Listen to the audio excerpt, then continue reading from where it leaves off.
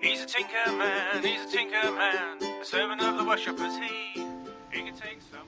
Hello, I'm Tinker, and welcome to Tinker's Tales, where today I'll be quite happily reading Ode to a Nightingale, Part 4, also known as The Last Bit, by John Keats.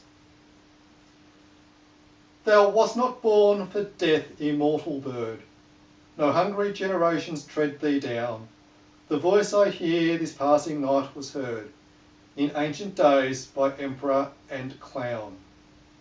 Perhaps the self-same song that found a path through the sad heart of Ruth when, sick for home, she stood in tears amid the alien corn.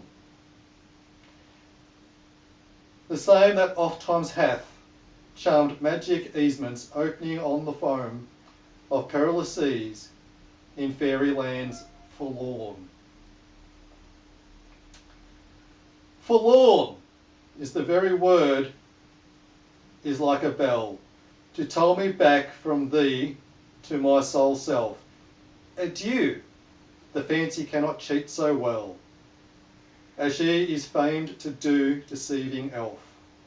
Adieu, adieu, thy plaintive anthem fades past the near meadows, over the still stream, up the hillside, and now 'tis buried deep in the next valley glades.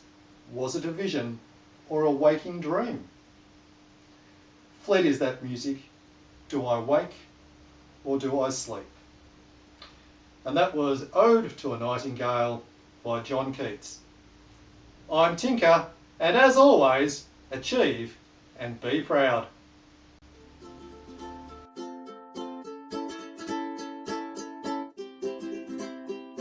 He's a tinker man, a servant of the worshippers he